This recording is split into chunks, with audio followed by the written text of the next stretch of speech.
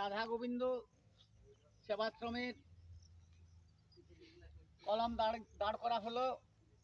সকলের আমরা আশীর্বাদ চাই যেন আমাদের এই রাধা গোবিন্দ আশ্রম গড়ে তুলতে পারি।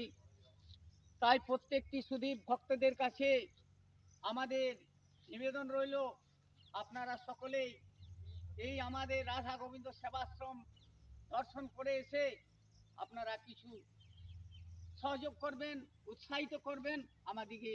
তাই প্রত্যেকটি সুধী ভক্তের কাছে আমাদের নিবেদন থাকলো, এই যে আজকে আমরা এই মন্দিরের যা শুরুয়াত করেছি, তাই প্রত্যেকের কাছে আমাদের অনুরোধ রইল, আপনারা আসুন, আমাদের সাথে যোগ দিন, আমরা যেন এই রাধা গোবিন্দ সেবাশ্রম তুলে গড়তে পারি।